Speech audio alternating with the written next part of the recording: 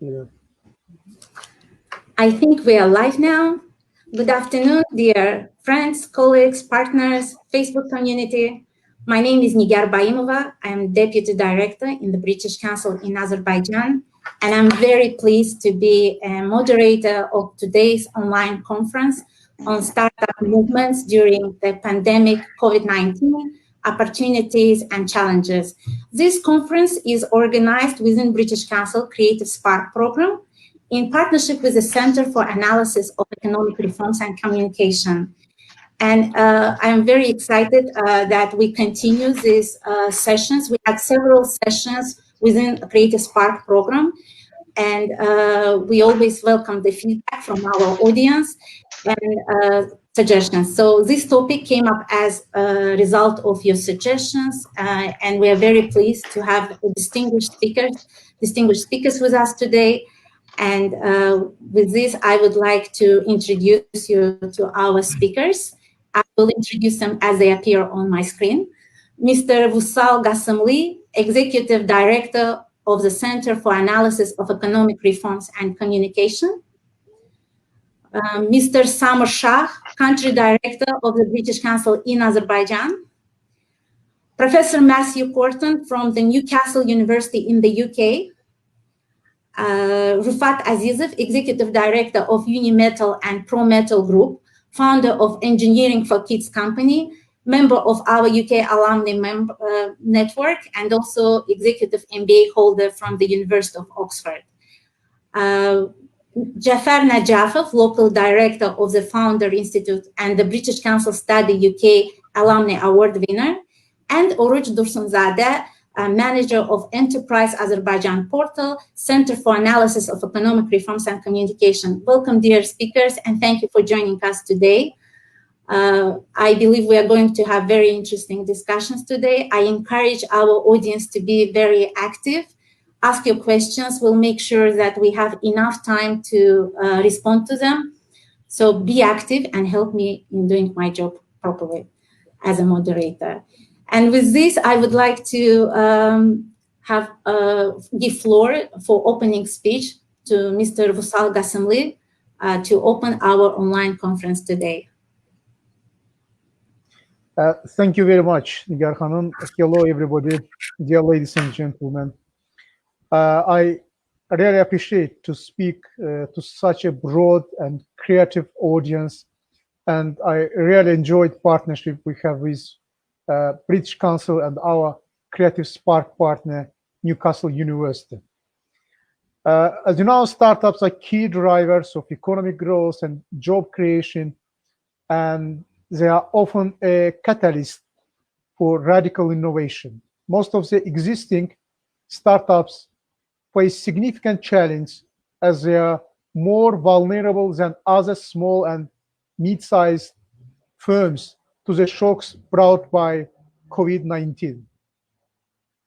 They tend to engage in high-risk activities, face constraints in accessing traditional funding. COVID-19 pandemic made this process even harder, while reducing their creation, challenging their survival, and limiting their growth. At a time marked by significant economic uncertainty and with their revenues affected by containment measures and significant drop in demand, startups may become even more financially fragile and will need support for their short-term liquidity needs critical for their survival. In many countries, policy response aimed at shielding the economy from the crisis are already targeting firms' financial fragilities, especially for SMEs. This includes measures to sustain short-term liquidity needs, such as loan guarantees, direct lending, grants, or subsidies. However, policy response should take into account the specific character of startups with respect to the other SMEs. Some countries are already introducing measures more specifically focused on startups. For example, France set up a €4 billion fund to support startup liquidity, including bridging startup funding, rounds. Germany has announced a tailored startup aid program, expanding and facilitating venture capital finance.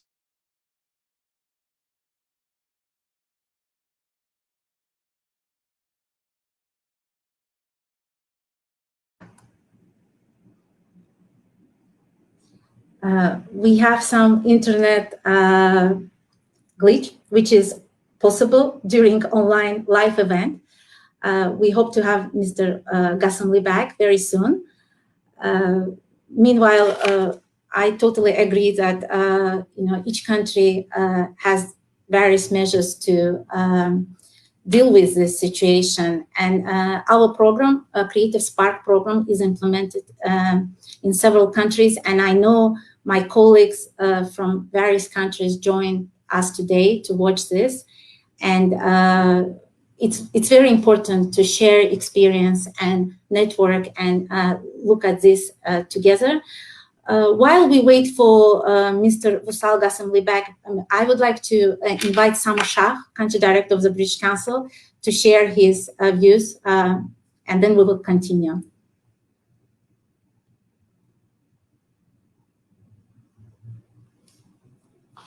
I think I'm disappearing as well. So, well, the joy of online webinars. So I hope you can still hear me and just see me, everybody.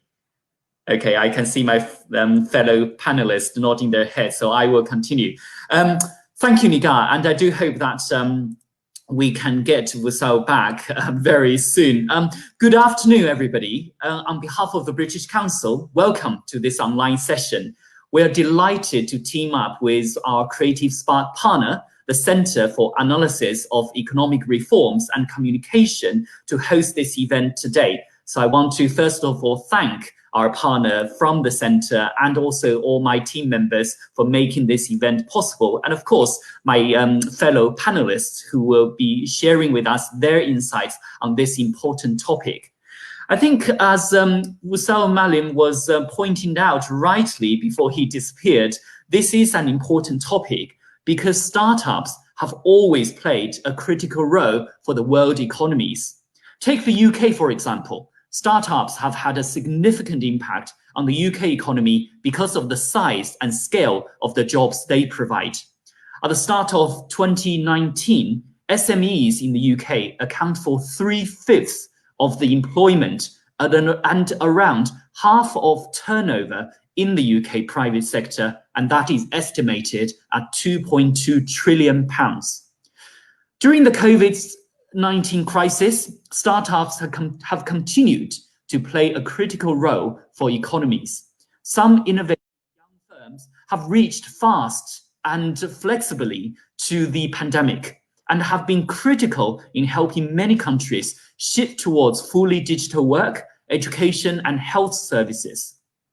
But at the same time, they have also faced significant challenges as they are more vulnerable than older incumbents to the challenges brought by the pandemic, which has reduced their access to funding, challenged their business as usual, and limited their business growth. Whenever there is a challenge, there is also an opportunity.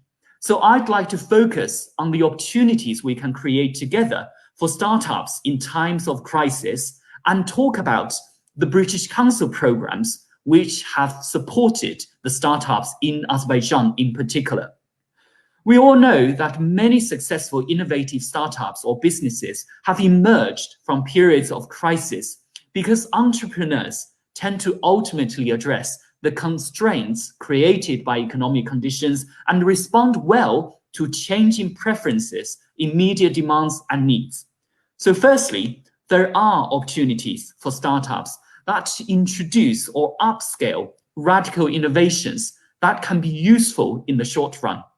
This pandemic has already accelerated the process of digitalization. Take my own organization, the British Council, for an example. Since the end of March, my team have been working mostly remotely. We moved nearly all of our cultural engagement activities online, which has enabled us to continue to connect people through events like this one today, build trust and create opportunities.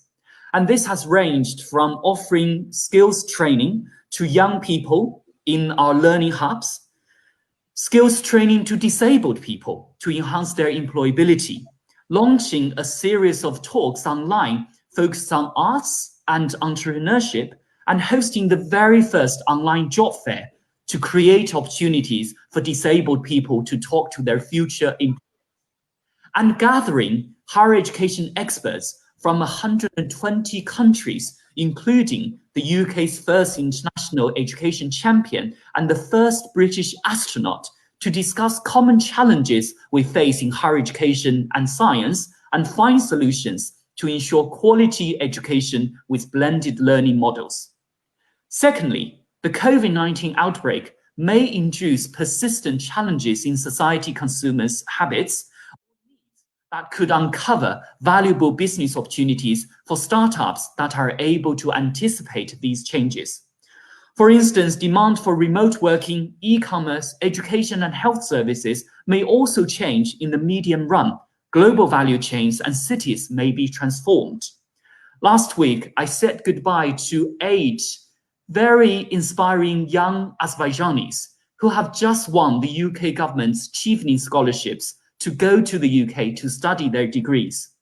From talking to them, I was really impressed how each of the UK universities they have chosen to study has adopted a very flexible approach to ensure that even though they cannot travel to the UK immediately, their master degree course will not be delayed.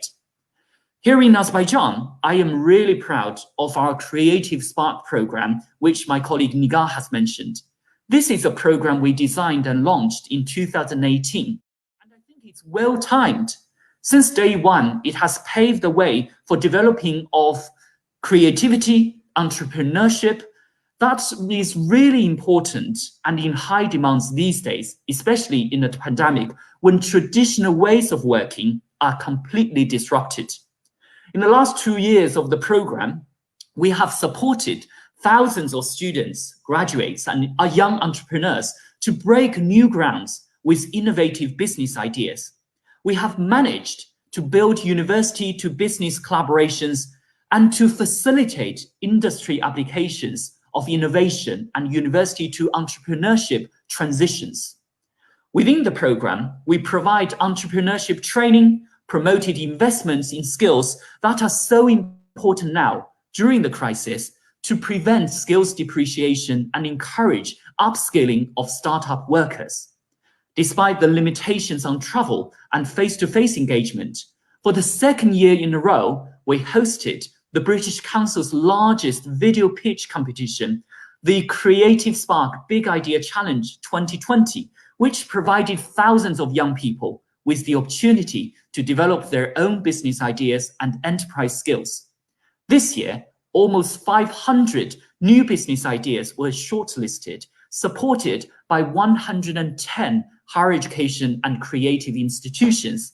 And in response to COVID-19, we introduced a new category, the Pandemic Response Innovation Award, which attracted more than 1/5 of the total ideas generated, and we're excited to provide funding to the winners to kickstart their new business and help them to achieve their dreams. And I'm proud to tell everybody, in case you don't know already, our country champion as part of the competition, Kekalav Adaptive Fashion, which aims to support disabled people, have just won the grand champion of the Big Idea Challenge 2020 globally.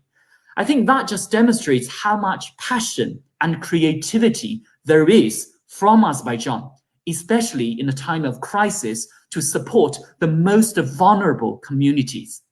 At the British Council, we're doing our part to support these new startups by giving the champion £3,000 as a grant to develop his business idea, and all the winners will get the opportunity to be mentored and trained by experts from London Metropolitan University.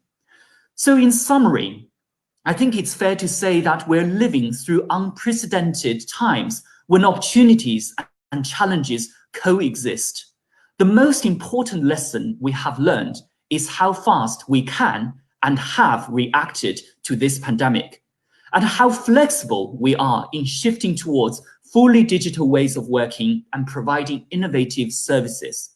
I strongly believe the work we do together will contribute in boosting entrepreneurial potential, which is desperately needed to speed up the recovery, protect and create more jobs, and support the economic growth in both Azerbaijan and the UK in the long term.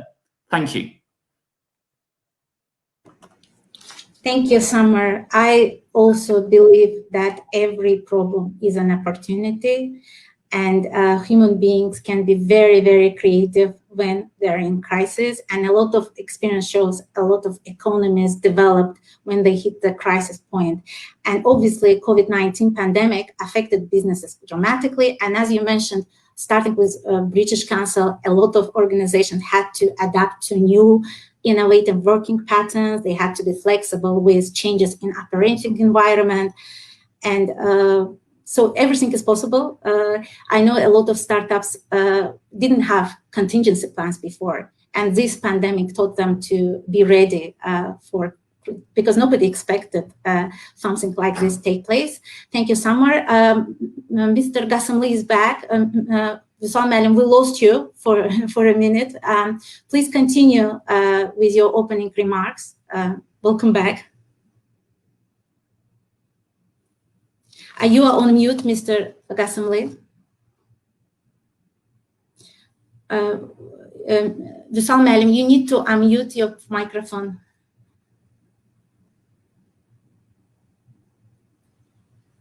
Do you hear now? Yes, we hear you now. Yes, please continue. It's okay. Thank you very much. I'm sorry for interruption.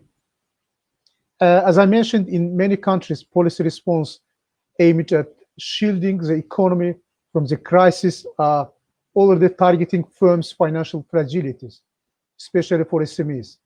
This includes measures to sustain short-term liquidity needs such as loan guarantees, direct lending, grants, or subsidies. However, policy response should take into account the specific fields of startups with respect to other SMEs. Some countries are already introducing measures more specifically focused on startups. For example, France set up a 4 billion euro fund to support startup liquidity, including bridging startup funding rounds. Germany has announced a tailored startup aid program, expanding and facilitating venture capital financing. UK has announced a co-financing fund for innovative companies facing financial difficulties. The fund, called the Future Fund, provides government loans to UK-based companies. In the United States, Congress has introduced billions of dollars in new loan guarantees, expanded emergency and disaster loans and grants through the Small Business Administration. In COVID-19 case, also some innovative young firms have reacted fast and flexible to the pandemic and have been critical in helping many countries shift towards fully digital work, education, health services, and have provided innovations in medical goods and services. At this point, let me just switch to my country, Azerbaijan. The COVID-19 pandemic, which has spread to most parts of the world, has not bypassed Azerbaijan either. A package of state support has been adopted and implemented in Azerbaijan in connection with the pandemic crisis and the resulting situation. A program of financial support was presented to 300,000 individual entrepreneurs operating in the pandemic-affected areas. In addition, tax breaks, benefits, and tax holidays are applied to business operating in areas affected by the pandemic. Credit guarantee support programs are also reflected in the state support package. In this period, any startup with a type of activity or service area that corresponds to the list of areas affected by the pandemic has been able to apply to a state support program. It should also be noted that incubators and accelerators keep online startups running smoothly during the pandemic, and various hackathons, trainings, online conferences were held. For example, Global Hackathon Innoland was a partner of the hackathon organized by Estonia and visited by various countries. This online hackathon is designed to share ideas about solutions to the current crisis, the COVID-19 pandemic and their rapid development, as well as building resilience in the post-pandemic period. The goal is to bring together world-class mentors and talented teams to create solutions for a better future. The other hackathon is CAERC hackathon. I would like to mention competition Virtual Hackathon 2020 between the universities of Azerbaijan and Turkey. Educational hackathon EduHack, organized by UNIEC Incubation and Acceleration Center in Holland and SubVC company.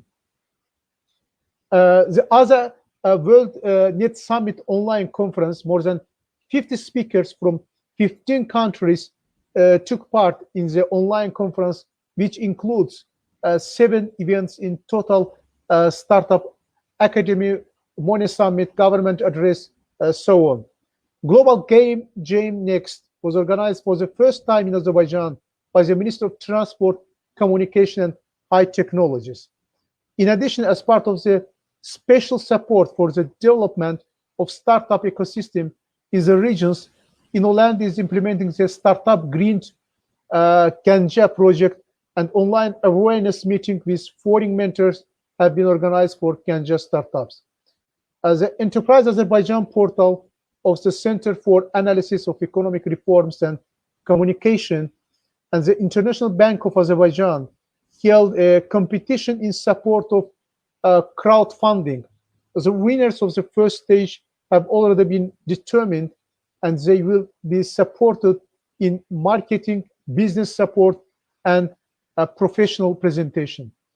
It should also be noted that pandemic period did not negatively affect the interest of investors and venture funds in Azerbaijan startup ecosystem. Thus, the Turkish Boğaziçi Ventures company has opened a representative office in Azerbaijan, and venture fund initially established an investment fund of $5 million to develop Azerbaijani startups. Just briefly, opportunities for Azerbaijan. First, there are opportunities for startups that introduce radical innovations that can be useful in the short run. Today, that could mean innovations in telemedicine, remote personal care, medical equipment, home delivery, food processing, teleworking, online education, contact tracing. For example, Botbox, for the first time in the region, a chatbot related to COVID-19 in Azerbaijan language, has already been launched via WhatsApp and Facebook Messenger. Second, and importantly, the COVID-19 outbreak may induce persistent change in societies, consumer habits, or needs that could uncover valuable business opportunities for startups that are able to anticipate the change. For instance, demand for remote working, e-commerce, education, and health services may also change in the mid-run. Global value chains and cities may be transformed. Fintech, digital commerce, as well as digital tourism and agtech in the post-pandemic area are considered potential areas and opportunities for Azerbaijan. Thank you very much once again for facilitation of such kind of very important event conference, which we cover all startups and our partners within the Creative Spark. Thank you very much. Thank you, Wissam Alim. First of all, thank you for being our partner within Creative Spark program. And thank you for your very encouraging notes. I'm really happy to hear that in Azerbaijan, there have been so many positive support during this difficult period, because as I was looking at some of the statistics worldwide on the impact of COVID-19 on startups, I was reading, like, for example, in India, the value of investments for startups have fallen to $0.33 billion in March 2020 from 1.73 billion in March 2019, which indicates a fall of nearly 81%. And moreover, there's been a total fall of 50% in the number of companies funded. So many investors pulled out, though some of them decided to support existing portfolio of companies during this difficult period. And with this, I would like to invite Professor Matthew Gorton from Newcastle University in the UK to talk to us about the effect of COVID-19 pandemic on startup business models. Please, Professor Gorton, microphone is yours. Hello, thank you very much. Hello to everyone. I'm Matthew Gorton from the University of Newcastle Business School. I'm going to share some slides now to talk through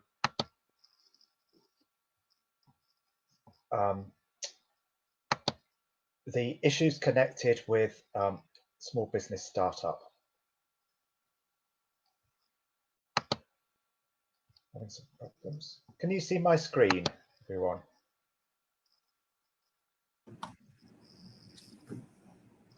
We cannot see your screen. So it might take a while for it to. Yes, continue, please. Okay, super. Can you be able to see them now?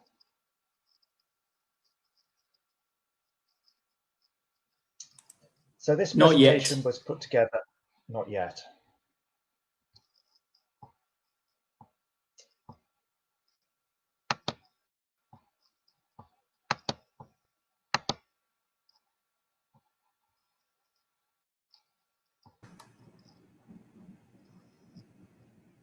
We can see it. I think it's downloading, Matthew. So it should be on the screen shortly. Yes, super. We can see it now. Thank you. Yes, great. So the presentation has been put together with Tonkyu Lai and Wasim Ahmed, also from Newcastle University Business School. So what I thought it might be interesting to talk about in the context of this British Council Creative Spark event is to try and think about COVID-19 as a catalyst for change. What have been some of the impacts on the demand side, and then thinking about the implications for startup business models. So let's start off with our first question. Now, if we look at industries, they're always undergoing change, but the pace of change varies, and sometimes industries will undergo very rapid change within a short period of time. And this is what Andrew Grove called a strategic inflection point. So it's where the balance of forces diverge so that old ways of doing business fall into disuse and a new industrial order takes its place. And he says it's very difficult sometimes to work out when an industry is at a strategic inflection point. But he says that there are two questions to help think through this. The first question is to think about, are firms within an industry facing a different set of competitors, or it's difficult for them to work out who their competitor now is? And secondly, do the old ways of business seem to be becoming increasingly ineffective? And what I think we can argue or see that COVID-19 is some form of strategic inflection point. So it's leading to rapid change within many industries. So if we think about traditional grocery retailers, they would normally see the competitors, their other high street and out of town grocery retailers. Restaurants would see their main competitors as other restaurants. Those within the football industry would see their competitors as being other sports who will be competing for sponsorship and rights deals. Whereas now, in many cases, their competition is coming from online retailers, from online home delivery, and in the case of football, they're most concerned now not about other sports, but through esports. So it's a change in the nature of the industrial order. Now, when we have the change in order, firms need to adapt, they need to innovate so that their strategy and their internal capabilities are aligned with those new realities. And innovation can be either incremental or sustaining in nature, so small scale changes to deal with small scale changes in the market and with general evolutionary trends, or discontinuous, or what's sometimes known as recombinant innovation, which is much more radical in nature. And the more dramatic the change in the operating environment, the more the requirement for discontinuous, very divergent and dissimilar innovation. Now, what we know from the literature is that established firms are often best at incremental and sustaining innovation. They know the industry, they know the processes, they have established brand names and markets. So they're best at that.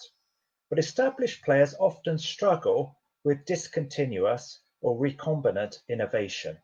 It may be that their mental maps of the industry are outdated. It may be that their cost structure is locked in and difficult to adjust. It may be that the new industrial order sometimes emerges through small niches, which aren't interesting to them at first, but then they lose their first mover advantage, and before they realize it, the whole industry has changed. And this provides us with insights for thinking about what are the implications for startups. So let's have a think now about COVID-19's impact on the demand side. And here I just want to pick out 4 main changes and themes. So the first is the shift from out-of-home consumption. So those are things like restaurants, bars, museums, theatres, where people go outside of the domestic residence, towards in-home consumption. So that may be dining in food, ordering food to eat in within the home, things like TV subscription packages and home crafts and home baking. So we've seen an increase in demand for in-home consumption and a very dramatic decline in out-of-home consumption. Then secondly, worldwide, we're seeing a very rapid decline in economic activity with an increase in unemployment and much wider job insecurity. So even those people who are still in employment are much more nervous. So that there is a combination of economic and economic psychological effects, which is leading to a change and shifts in consumer spending patterns with much lower what's known as discretionary consumer expenditure. So they tend to focus much more on what are seen as essential consumer expenditure. And this is coupled with very dramatic declines in consumer and industry mobility. So patterns of working, commuting, socializing, and communicating are switching from what had been quite a rapid growth in mobility, so in terms of travel. And this has been affected in terms of what we're looking at, consumer demand and also stock prices. And at the beginning of the lockdown and restrictions, it was thought that many of these changes might be quite temporary in nature. But over time, I think there's been a realization that these changes are going to spill over and have implications long after the restrictions and the immediate concerns about the pandemic have been lifted. So what does this mean for consumer markets? So traditionally, where marketers have wanted to be positioned is in the middle, targeting the middle class. So if we think about the US and Western Europe, the most attractive position was often seen in the middle, what was known as the value big middle, where the majority of consumers lay. So if we think about consumers being normally distributed, we have the majority in the center, and that's where retailers and other consumer-focusing companies wish to be positioned. And then there were smaller segments, so there would be high-end opportunities for those who are richer, but that would be a small scale, often with niche and bespoke products. And then there would be a low price group, which would be targeting those on lowest incomes. And over time, as incomes in North America and Western Europe increased, that low price segment was seen as decreasing in attractiveness. What we've seen before the pandemic and also accelerated after the pandemic is that big value middle in huge decline. So that as job security has declined, people are more nervous about their incomes, the base of the pyramid, the low price consumer segment, has become increasingly a focus for marketers and also an increasing focus for consumers, and its size has increased, while the luxury segment at the very end of the scale has held up well. So if we think about clothing markets, it's been the middle ranking brands and middle ranking retailers which have struggled the most, whereas the biggest growth has been either amongst retailers who are targeting those on lowest incomes and lowest prices, the value retailers, or the high-end luxury retailers whose demand have held up. So what does this have for implications for startup business models? Well, we can say that business models consist of four main elements: value proposition, capture, creation, and networks.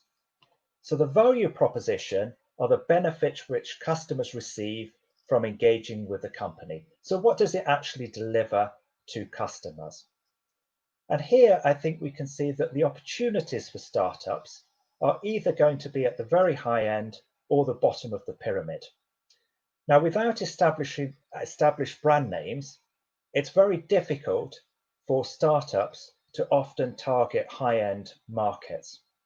So the biggest opportunities for startups are likely to be where they can enter markets with cost savings and target the bottom of the pyramid consumers. Now, value capture is thinking about how the proposition plays out in terms of financial markets, financial returns, margins, and costs. And here, startups may have the opportunity to exploit legacy problems in established firms. So established firms have inbuilt cost structures, which is often difficult for them to adjust rapidly. And we've seen this during the COVID crisis, that what the established firms are often left with is enormous surplus capacity and also legacy costs, which it's difficult for them to adjust. And this may provide opportunities for startups who haven't got those legacy costs. The second element of value capture which we see is that in times of crisis, consumers also value public social values to a greater extent. So those companies who are also seen to be delivering community benefits. So one of the most attractive areas for startups is if they can combine both financial and also social benefits into a proposition. So for example, if a company came up with an innovation which reduced the use of toxic chemicals within production processes, and this saved both costs financially, but also delivered environmental benefits, that would be an important opportunity for a startup. Now, value creation refers to how firms create value from its key resources and processes. So it's thinking about its internal capabilities and its resources and assets. Now, my background is in the food industry. And if we look at the food industry, something like drinks manufacturers, there the main assets, the know-how which was important, was on the manufacturing side, plus some degree of marketing in terms of advertising, and also industry connections and a recognized brand name. Now, what we're seeing is quite a big evolution within a short space of time to a greater need for digital data and logistics skills, particularly where they're focused on efficiency saving. So when we're looking through Creative Spark about the assets and knowledge and skills of startups, we need to think much more carefully about their skills in digital, data analysis, and logistics, because that's an important part of value creation. And then the fourth element is the value network. So this is the system of other actors outside of the startup, which enables it to create and deliver value. So it's its suppliers, its distributors, its support agencies. Now, here we need to think about, in times of rapid industrial change, the nature of the value network may change dramatically. And it may be that partnerships which are outside of their existing industry are the most valuable for recombinant and discontinuous innovation. So, for example, for restaurants, one of their most important partners of their value network has become technology and social media platforms. So what I've tried to do here is think about some of the key issues connected with business models and startups. I'm happy to take questions if anybody has them. So I'm going to stop sharing my screen now. Thank you, Matthew, for very interesting analysis. We do have a lot of questions. I believe my fellow panelists have questions, and we have a question from the audience. So I'll start with a question from the audience, from Hanum Rashid. Her question is, what are the key lessons learned for businesses during the pandemic? Okay, that's a very big question and a very important question. That is. I think there are probably three main lessons which have been learned. I think the first one is how dramatic has been the change in consumer demand and how businesses come together and adjust to that is one of the key lessons to learn in terms of flexibility for firms. I think the second one is that firms have had to look at their internal processes and the nature of their resources and capabilities to a greater extent. And that's meant that often they've had to go outside of their comfort zone. So particularly things like digital and data analytics and logistics, and that those firms who have been able to do that have had a greater chance of survival, and those which haven't have often struggled and are not succeeding at the moment. And I think the third lesson is that what COVID-19 is doing is that it is accelerating many trends which were already existing within markets, but has led them at a much greater extent. So we've reached a tipping point, one of those strategic inflection points. And what that means is that even after the restrictions are lifted, social distancing rules are restricted, what may be seen as more normal life occurs, we will not go back to the same situation which we had at the turn of the year. And what firms have got to try and do is come to terms with that and be able to plan for that new reality.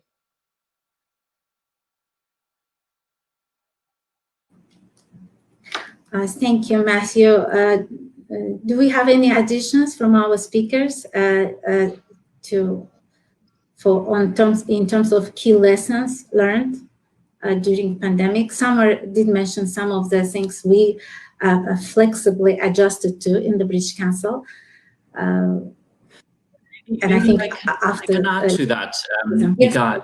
I think the other two things we have learned as an organization, sort of not strictly as a business, well, as a business as well, because of our teaching and exams business, is sort of how the impossibles became possible.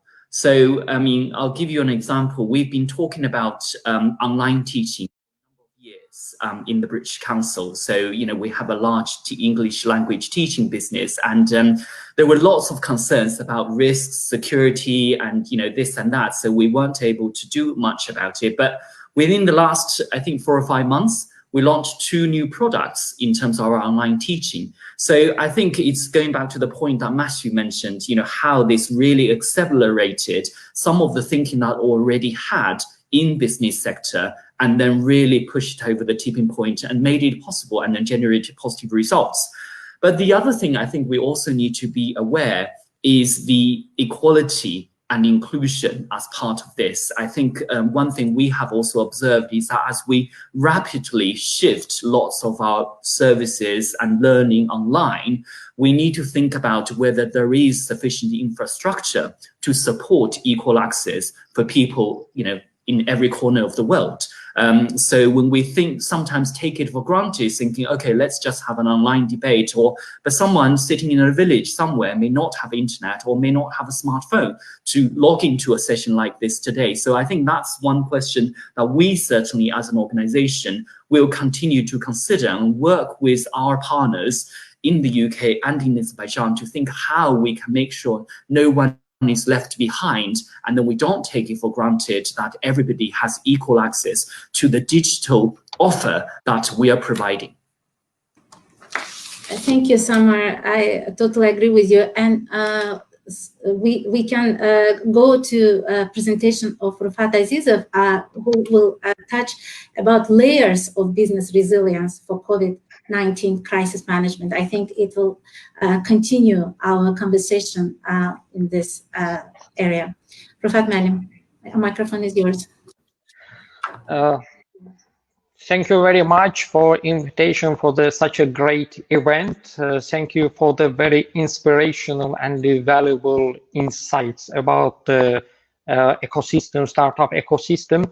So during the pandemic, during the last 6-7 months, I actually started to think about what actually businesses should do to be resistant to the crises, not only to the pandemic, but generally what businesses should do, what kind of capabilities they should have across all their organizations to have, and also experienced in my businesses and talk to different business leaders, to their university professors, and at the end of the day, I come to the decision that all businesses should have a business resilience capabilities. And the question is how to build that business resilience capabilities. What actually business resilience capabilities? So business resilience is the ability to recover from the crisis rapidly, adapt to new conditions, respond to all types of risk, ensure business continuity, and move forward for the new opportunities. So I've also prepared some slides for you to share with you. So,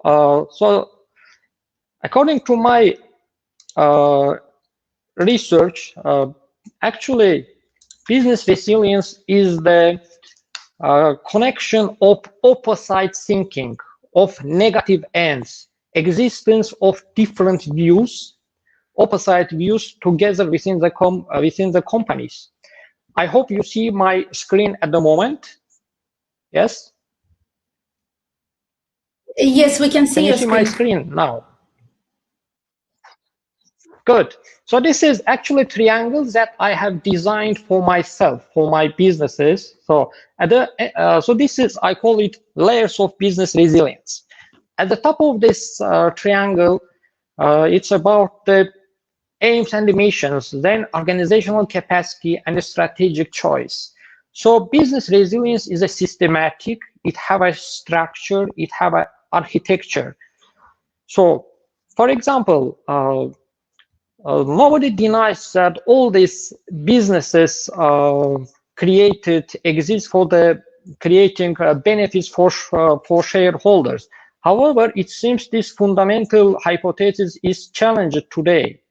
So, being open to your employees, empowering them to build a company strategy, shared values, treating your customers in a good manner. So all of them create some business resilience. So you are not doing business just for the shareholder, but you are doing business with the purpose and considering all the stakeholders in your ecosystem. For example, customers, suppliers, community, NGOs.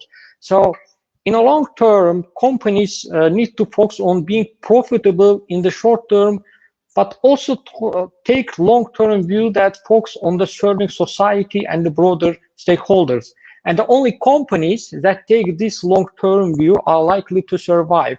So when you are doing your startups, it's very important to consider actually why I am doing, what is the purpose of this business before creating your product, before asking what I am doing. It's very important to answer why I am doing that business. So on that case, it could be for the long term, for the long time. So actually, Another capability to be resilient is a connection of exploit versus explore. So again, two different dimensions, but successful companies should be able to capture them at the same time, so to ensure their coexistence. So organizations should exploit current resources and the capabilities for efficiency, and in parallel, explore new opportunities through the innovation. The most successful company are able to connect and exploit and explore mindset to be ambidextrous. So it means companies at the same time, to be resilient, they should ensure they can leverage their current resources, capabilities to be efficient. But at the same time, it's not enough to be successful. You always need to explore for new opportunities, new ideas. So resilient companies, big resilient companies actually should invest in startups, in new ideas to be successful in a long term. So while I was talking to different executives, I have observed two opinions. Some executives heavily focused on current core businesses, cutting innovating initiatives and waiting stability in the world, while others were uncertainly searching for new opportunities to be derived from the pandemic. But it's very important to have a mindset to think about them together in a coexistence, to have exploit and explore capabilities at the same time. So I'll give some example of successful companies that were able to have these capabilities together. For example, you know IBM, I'll talk about the GKN powder metallurgy company. This is a UK company built about 200 years ago. GKN started actually with coal mining, and then they have transferred their existing capabilities to the steel mining. Then they went to the production of some steel materials for the construction businesses. And now they are producing spare parts for the aerospace industry, for the Boeing, for example. So this shows how at the same time company works its existing capabilities for high quality, but at the same time explore for new opportunities and was able to transfer his capabilities to the new industry. Another good example, Kirin Beers. This is Japanese company making very good beers, actually, I would recommend. So that company, seeing opportunity on the market, they were also able to transfer to the biofarm industry. So biofarm, as a being company of beer production, you have a chemical engineers, biotechnologies, so some equipments of fermentation of microbe, etc.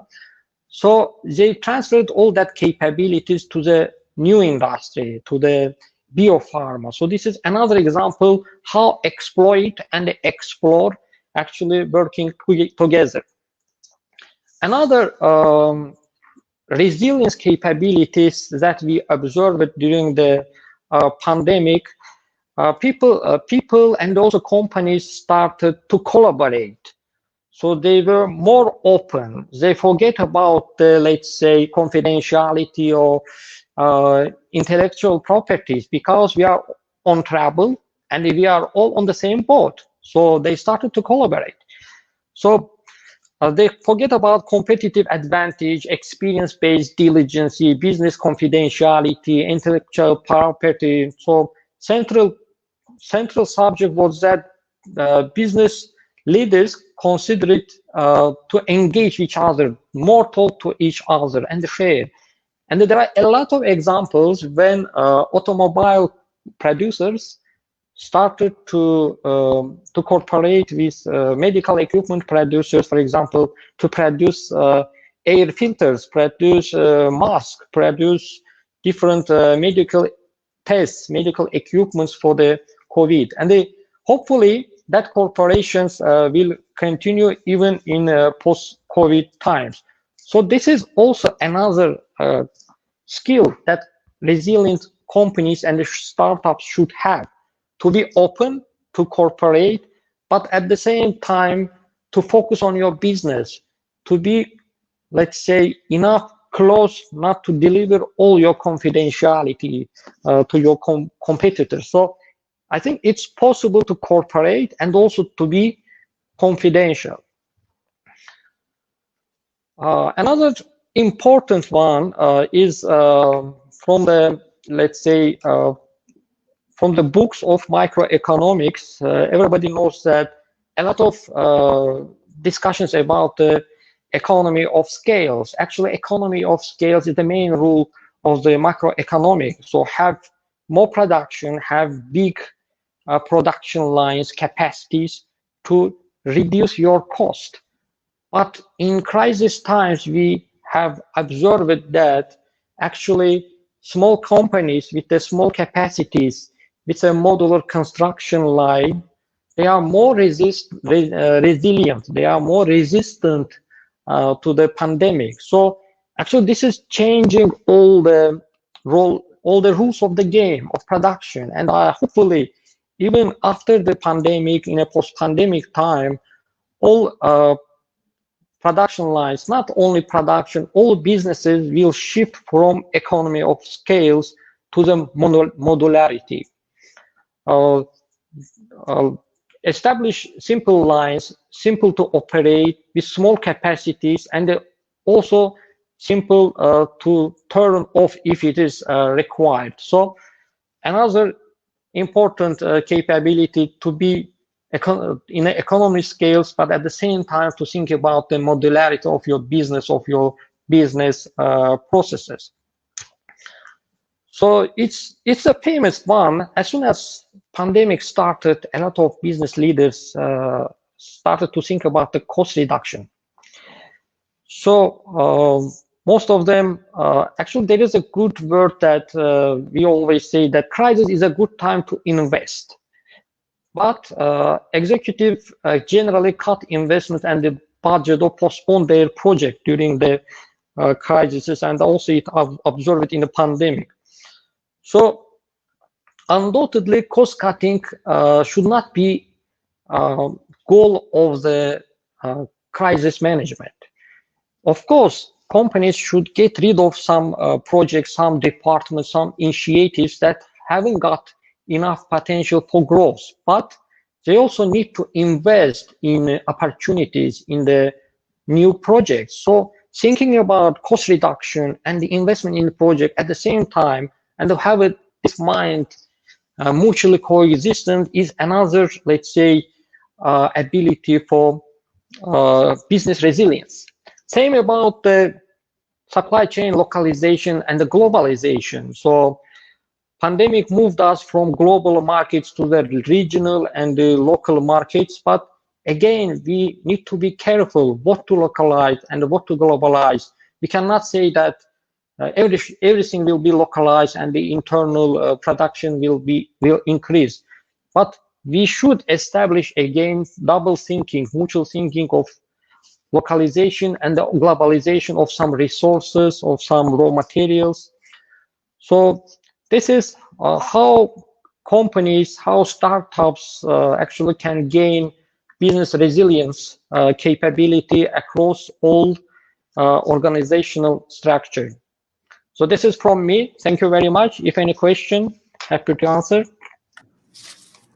Thank you, Rufat Malim, for very interesting presentation and touching the different aspects of crisis management, specifically how companies could be flexible and to open and close collaboration, economy of scales, modular production, cost reduction, investment in project. I think we'll get a lot of research done as a result of this pandemic on how businesses were approaching this situation. What did they do? Which were successful strategies during pandemic? We read in the media how some airlines, how some companies, some businesses were risk averse, maybe too cautious, how some adjusted and wanted to think about, cost reductions and various aspects. We have a question from the audience to you. In terms of your own businesses, you are executive director of Unimetal and Prometal Group. You're founder of Engineering for Kids company. How you took this? What opportunities this pandemic created for your businesses? Oh, thank you very much. Very good question. For example, in construction market, so I am in construction market, I am producing steel products for construction market. I have different small modular lines. Because of the pandemic, big construction works stopped. So there is no sales, for example, of rebar product for the big skyscrapers. But at the other hand, people started to move to the cottages, to the homes with the outside facilities. So that kind of demand for that kind of homes, residentials, actually started to grow. So we have a growth in a roof tiles, for example. Roof tiles is required. As we have roof tile, rebar, pipes, small production lines with the modularity, they are not depending on each other. Actually, we have observed, in total, we have observed growth in our sales in spite of the pandemic. Could you imagine people sitting at home, there is no entertainment, there is no restaurant, there is no cafe, and they are thinking about the maintenance of their homes. They are starting sometimes to build a home, to buy some steel parts, to do some maintenance. So actually, we survived in crisis. Well, great. And if I may add, I think we're seeing the same in the UK, because even I think this demand will continue to grow, Rufat. I guess it's similar in Azerbaijan, because a lot more people from the pandemic realized that even afterwards, they will want to continue to work from home, much more than before. So maybe they'll only go to the office, once or twice a week. So in that case, they want to make their home environment as an office much better. So that's when they want to invest on their home, making it nicer, renovated. And I have personally, because I have a flat in the UK and I needed to redecorate it. And it took me 1 month to find a company who's free to go in to do the redecoration, because they've got so much business in the UK. So I obviously see what you're saying, and I'm glad that this has actually helped for you to jump on these new opportunities and then continue the growth of your business. In fact, I think this pandemic will create more opportunities for businesses, and it shouldn't defer entrepreneurs from starting their own businesses. And our next presenter, our next speaker, Jafar Najafov, will tell us how to launch a successful startup during the COVID-19 pandemic management. Jafar Malim? Thank you, Nigar. Hello, everybody, ladies and gentlemen. Hope you're all doing great. Today, I will talk about challenges I had during the pandemic with my startup, Juxi, and how I solved it. I will also talk about how you can start a successful startup during the pandemic. For those who don't know me, I'm Jafar Najafov. I have founded my first startup when I was 17 years old and exited the company after 2 years. I have built more than 50 mobile apps and games. I received multiple worldwide non-certification and awards. The last award I got was this year's Study UK Alumni Award by British Council.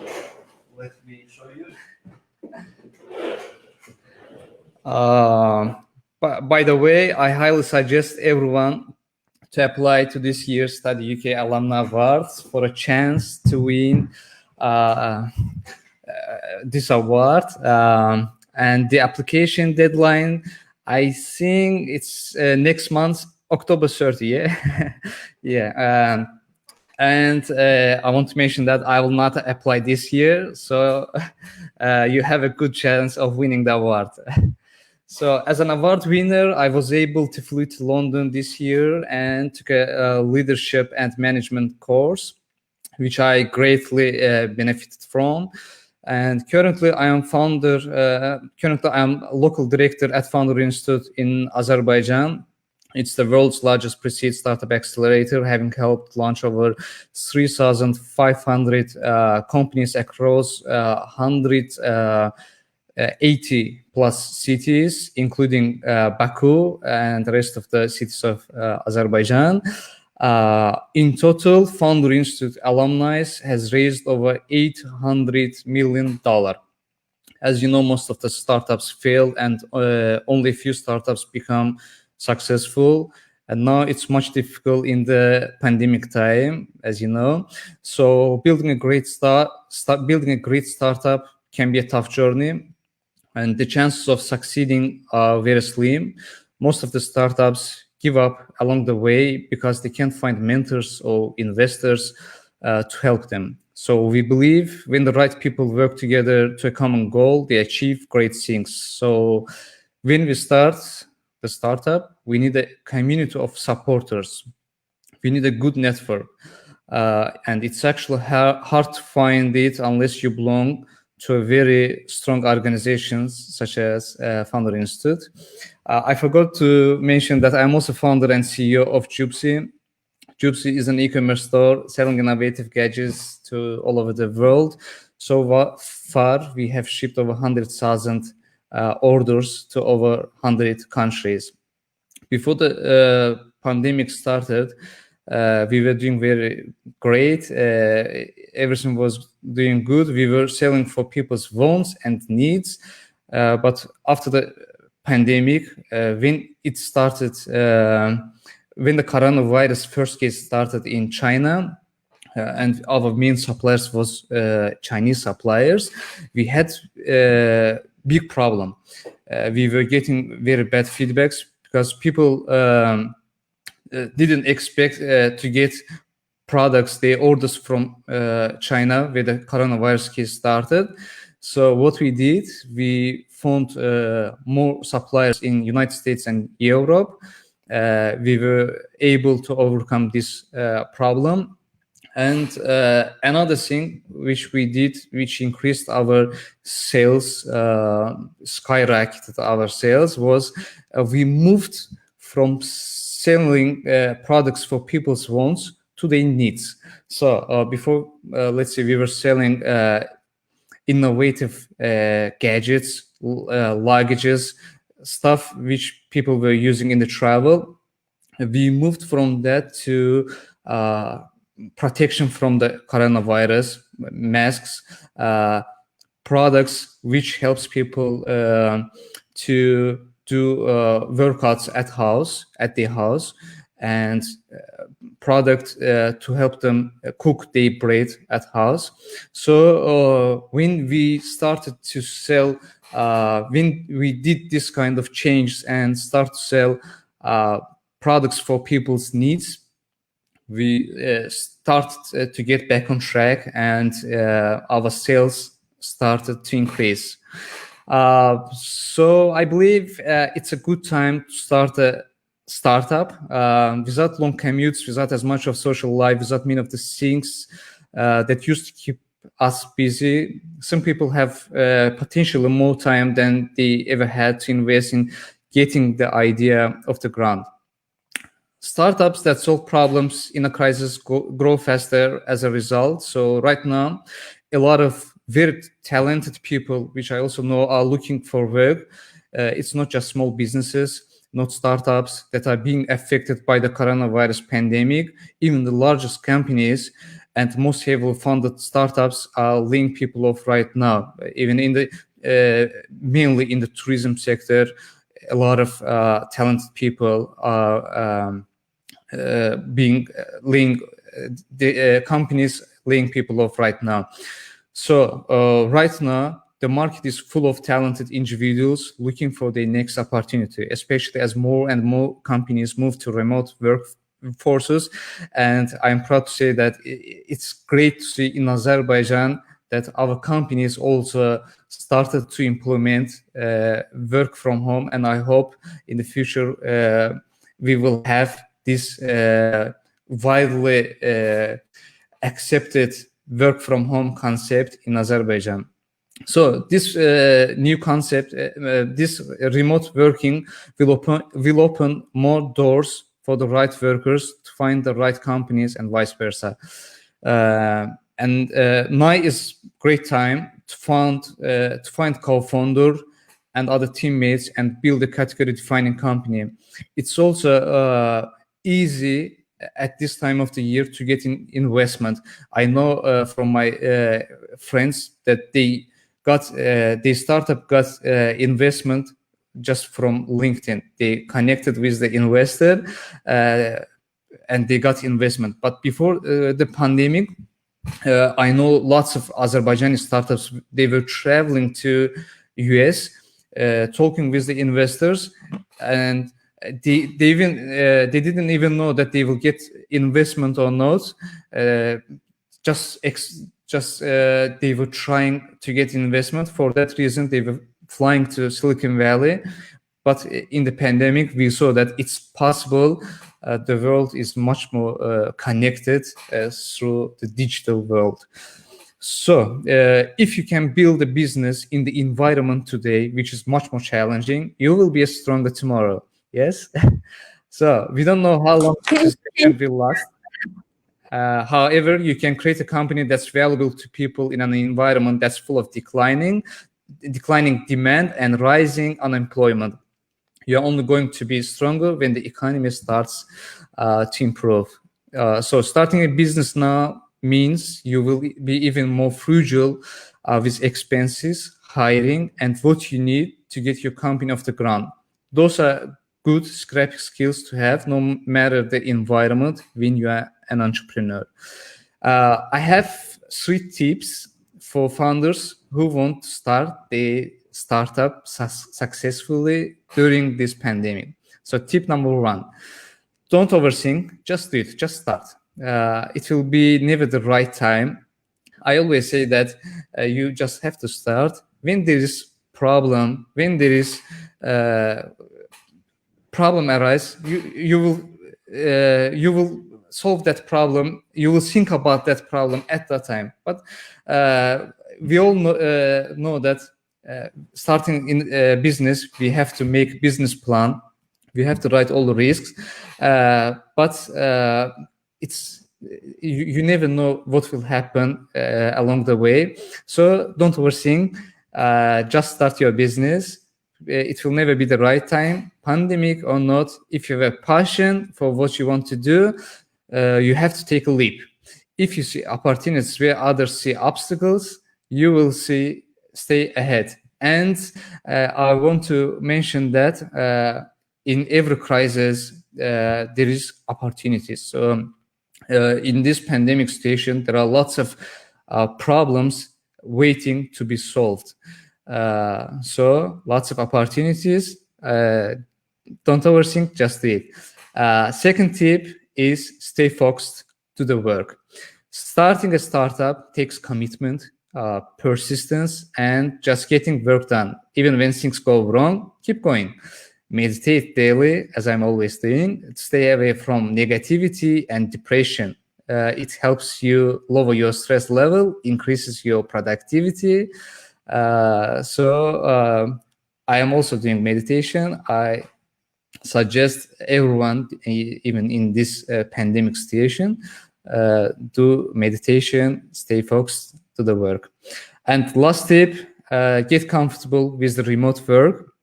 You don't need an office to start your startup. All you need is good internet connection, which I am pretty sure everyone has their smartphone and internet connection. So no perfection, no overthinking, just start and you will be successful. Wow, very, very motivational. I think after such motivational presentation, a lot of entrepreneurs will run and start their own startups after this session. Thank you. And I like your portrait behind your back. It's nice to have it there. Is it? That's from my follower. Oh, great. That's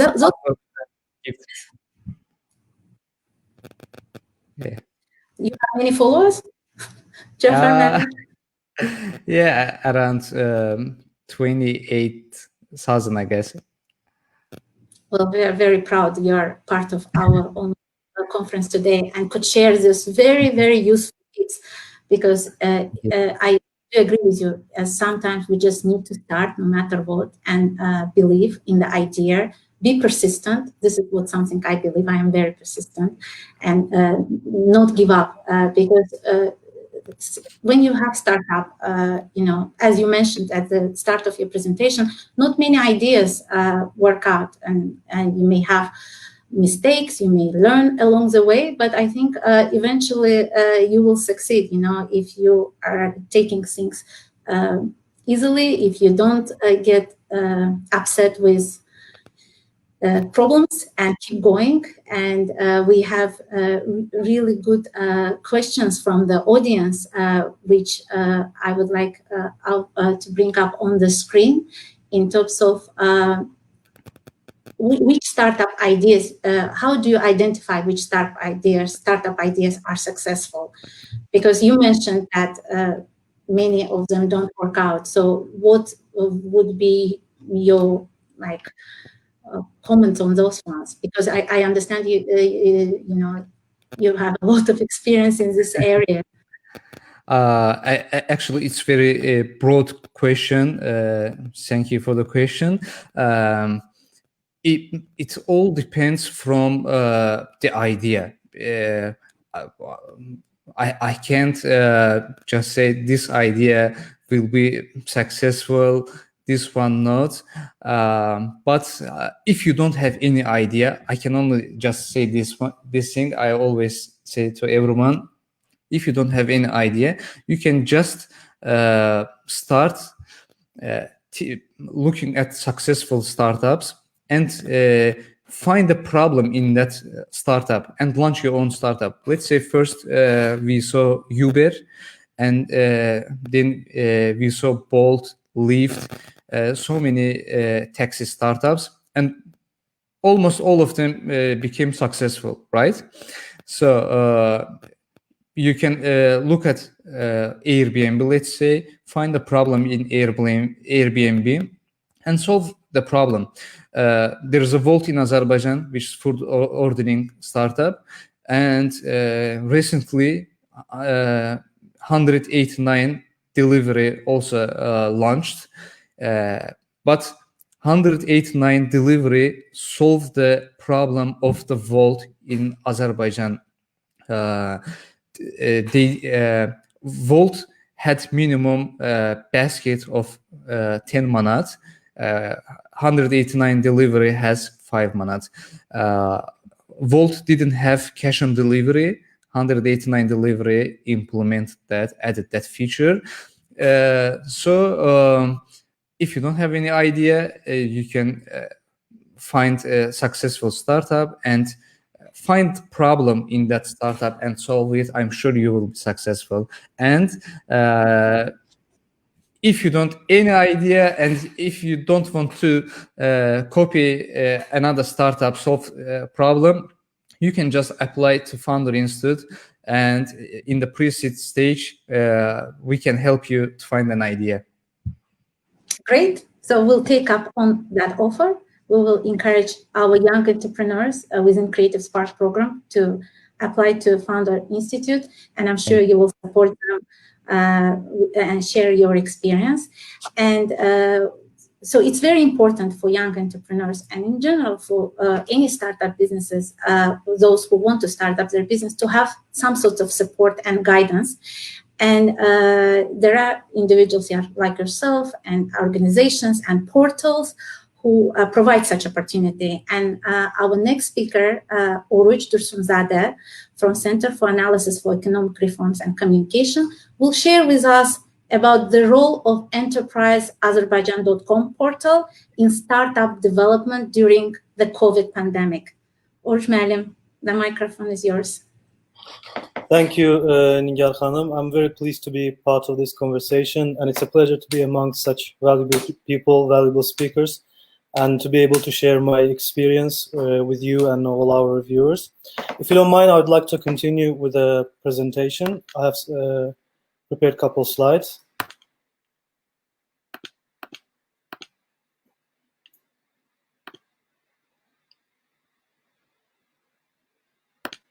So is it okay? Can you see it?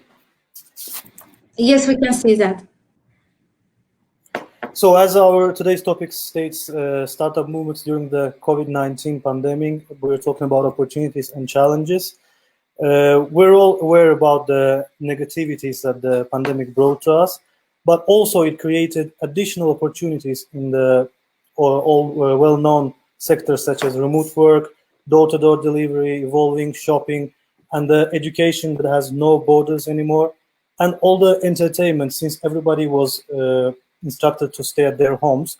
All types of entertainment has moved online, and this created pretty amount of niche additional functions. As Mr. Najafov mentioned just before me, there are still lots of problems that still needs to be solved in the current functions of the applications, whether it's activities that exist now during the pandemic. So there are still lots of niches in this sector that can be found and solved and started as a startup. And also, talking about the negativities, there were lots of startups that experienced some downturn during the pandemic, with travel and tourism leading the least, since all the flights were cancelled, all the borders were closed, people were supposed to stay home. So the startups related in the sector, travel and tourism, they struggled the most through the pandemic. But in contrast to this, since we had to follow the social distancing rules and work in distance with each other, and also remote work was the topic of the day, there were some sectors that actually enjoyed some growth during the pandemic. And as you can see, there were the door-to-door delivery, educational technology, which is still the leading sector. I would suggest that it's one of the leading sectors at the moment to this day. The agricultural tech, videography, online gaming, and also online streaming, also the wellness platforms, which people couldn't go to the gyms. They had to use their computers or the mobile applications, fitness-related applications to keep their health steady and sustainable. But what, as an Enterprise Azerbaijan portal, we did during the pandemic, COVID-19 pandemic, and how we implemented our activities. So I'm going to talk about that. But first, I would like to talk about the portal, just briefly introduce the portal. So the link to the Enterprise Azerbaijan portal is quite simple. It's enterpriseazerbaijan.com. Anybody can log in from their mobile devices, whether it's a tablet or a computer. And the Enterprise Azerbaijan portal, I would like to state that it was first developed under the presidential decree with the sole purpose of becoming Azerbaijan's investment bank, which means including all the projects in Azerbaijan open for investments. And this could be sale of ready businesses, startups, business ideas, also the lands or real estate open for privatization. So gathering all these projects together and making it and joining them together in a user-friendly platform and making it reachable for both local and foreign investors and anybody who finds it as of interest. In the portal, there's also the search engine, which people can choose the sectors that they're interested in, also including the regions of Azerbaijan, the categories, whether it's a business idea, whether it's a startup or a business ready for sale. And they could also choose the price of interest that they're interested in, whether they're looking for a startup, let's say between the 10K and 100K to invest, or they're looking for a ready business, which is above the $100,000, which is ready for sale and they're interested to buy it. And while they search as I mentioned before, in a very user-friendly platform, they get all the projects that are inside the platform, just meeting the criteria that they instructed on the search engine. And there they can get the brief information about the project and how much investment is the owner of the project is asking, and what's the percentage in return, what is the investor is getting as a return if he is interested in investing to the project. And by going on to the project, they can get more information, and if they like to get even detailed information about the project, so we connect the investors with the project owners. And it doesn't matter whether it's a large project or just a business idea or a startup. And also another important part of the portal is the sector which is called Why Azerbaijan. And this section is not just useful for all foreigners or investors that are interested in Azerbaijan or investing in Azerbaijan. Also the local people, also including our startups and students, young people who would like to start a business and they're not fully aware of the legal procedures that they have to go through. So this portal includes all the sections starting from starting a business all the way up to resolving insolvency. And each sector on its own includes a very simple infographics stating each procedure and how long is it going to take to start a business, dealing with construction permits or getting electricity to the infrastructure and all the required procedures. And just to note that all these procedures, they've been updated just recently according to the Doing Business 2020 report as a result of the sustainable economic reforms happening in Azerbaijan. And another very important and functional part of the portal is a geoeconomic map, which is also as of interest of foreigners and also the local entrepreneurs and the people who would like to find any zones or infrastructures. So basically the geoeconomic map contains all infrastructure, including banks, universities. This could be the innovation centers, incubation centers in Azerbaijan, or Asan service departments, investment projects that have been added to the portal. Also the companies and energy production resource centers. So they're all being gathered together in this map, and with including their geolocation. And whoever is interested in the particular specific infrastructure, they can go onto their link, which directs to their official website to get any more detailed information. And now I would like to speak about the role of Enterprise Azerbaijan portal. And during the pandemic, where there are several projects that Enterprise Azerbaijan is implementing, and I would like to take you through the most important and the major projects that we're implementing at the moment. So some of them are continuing, and some of them we started and have been going on during the pandemic. So Center for Analysis of Economic Reforms and Communication, with in a partnership of State Employment Agency. As an enterprise, Azerbaijan, we partnered with the State Employment Agency. As you know, State Employment Agency has a nationwide self-employment program, which supports all the people with business ideas. So they apply for the program, and if their business idea is validated as a potential, they acquire the assets they need to realize their business. And as an enterprise, Azerbaijan, we partnered with the State Employment Agency, and the projects that we have in the portal, and those who were interested, they applied. And as a result, we had over 15 applications that applied to the program. And currently, 3 of the projects were considered successful. And at initial stage, they were selected. We had the known startups in Interno, Bompini, and Hilwiz. And as you can see, the Interno was educational tech, which is which basically connects all the students and young people and graduates to the internship programs. Also helps them to train for their new job, to have a better basically skills before applying for the jobs. Then there's a Bompini, which is a quite famous startup in Azerbaijan. It's a real estate startup, and they also found a niche in the market related to the shared accommodation. And another one we have is a Hilwiz startup. That is from the Azerbaijan State Oil and Industry Academy, and there we're with agritech sector. And Hilwiz startup, it's also a very well-known startup in Azerbaijan. They deal with plant diseases using artificial intelligence. So these startups were chosen at the initial stage, and they will be receiving up to $10K in dollars worth of assets. So whether it's to grow their business, or there were some difficulties, challenges that they were facing in order to proceed to the next stage of their startups.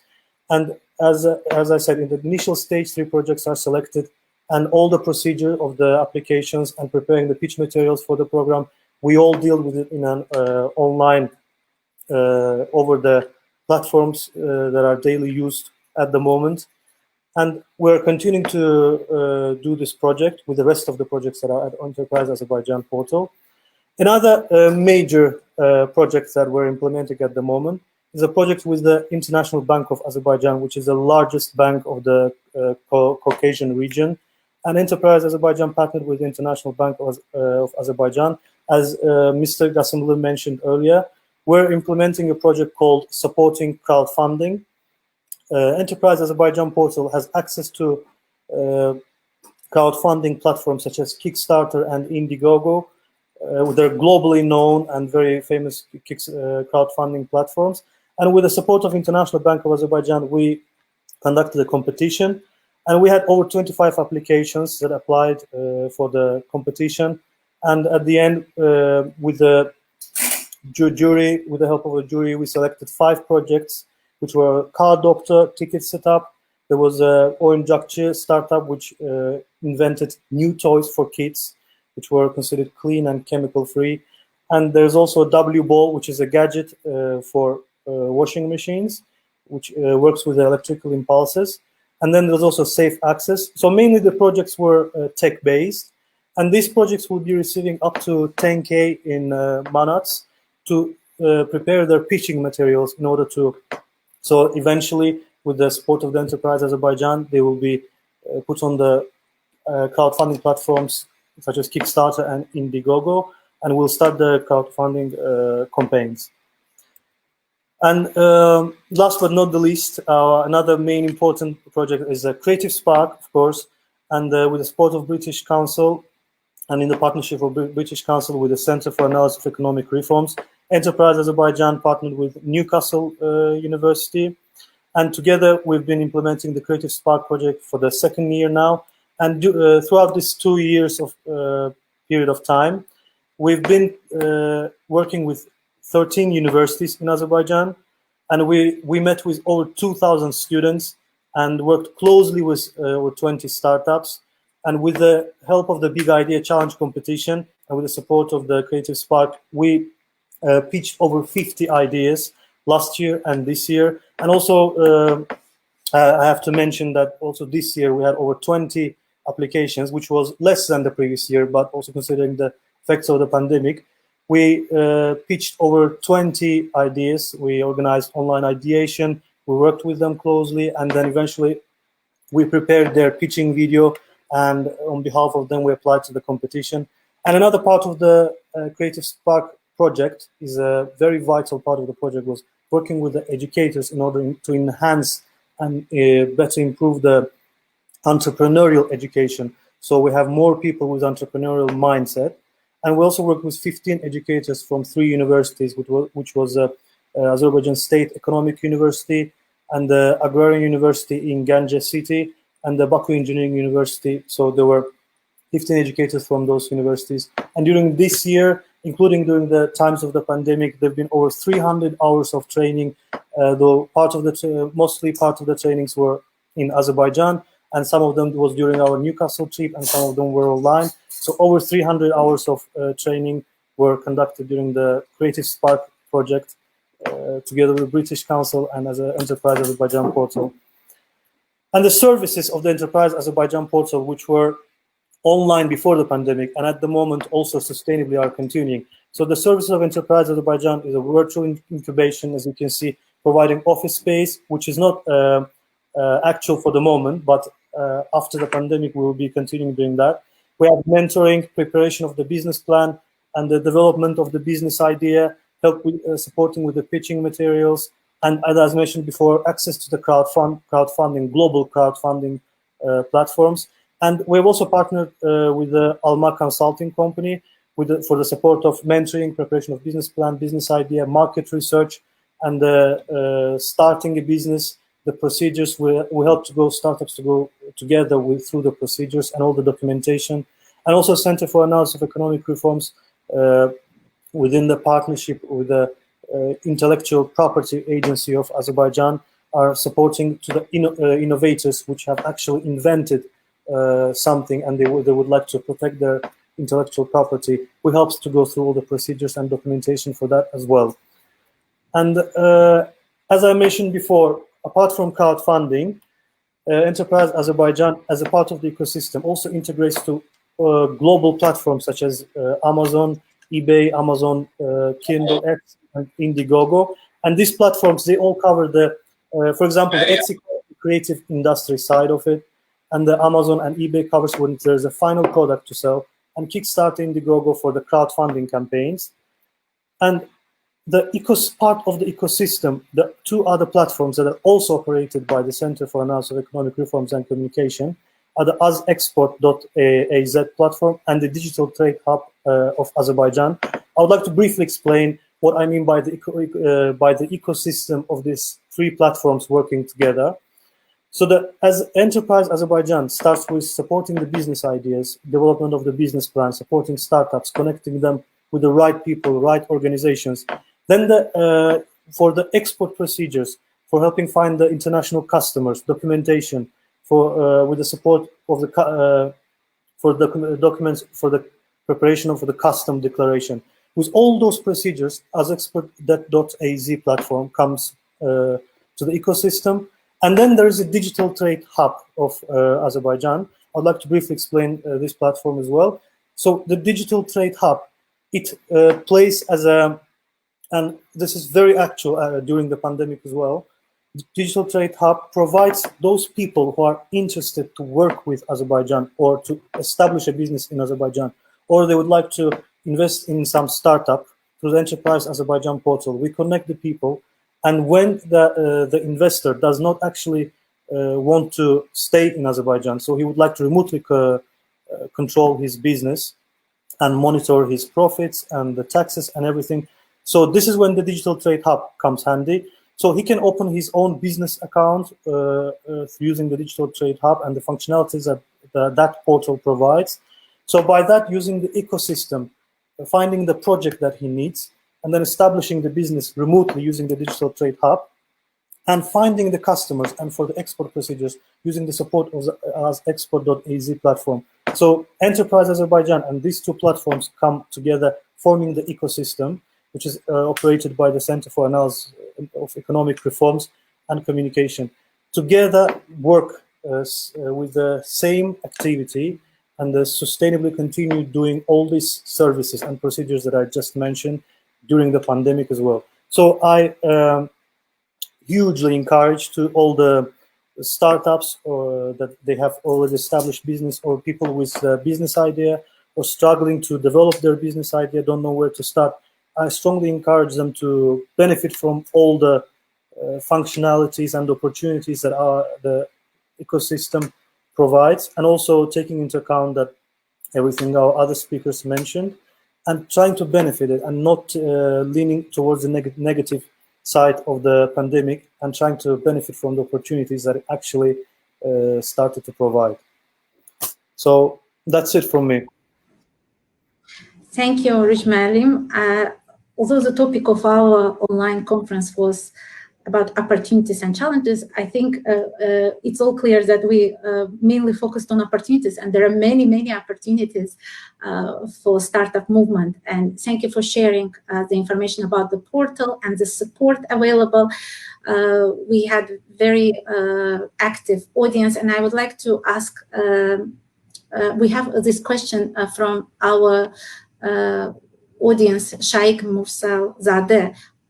You talked about the advantages of pandemic for the startup ecosystem in Azerbaijan, but can you summarize the disadvantages of this pandemic? I think Rich Malim and Jafar Malim, you both can answer these questions, and anyone can answer.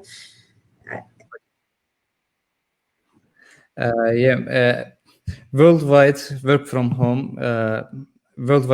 home concept increased its traction during the pandemic, and one good key point which I forgot to mention was that Azerbaijan startup missing to think globally was missing. The pandemic showed us that the world is more connected than ever. Now is the time for Azerbaijani founders to think big, to not only solve problems in Azerbaijan with technological and scientific solutions, but to think globally to help the rest of the world, to collaborate with like-minded people from innovation hubs of the world across languages and cultures, these are the advantages for Azerbaijan ecosystem. but disadvantages is people stayed at home, they got demotivated, they got depressed,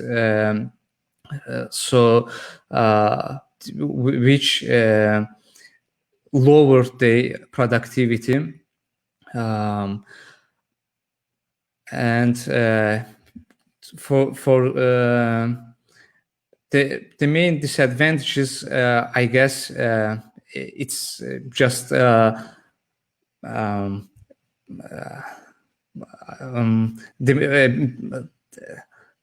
stress, the motivation, but the main disadvantages was for the tourism industry, the restaurants, the shops which were closed. Yep. That was the disadvantages. Yes. Any other disadvantages from other panelists? In your opinion, what were the other disadvantages in Azerbaijan of this pandemic?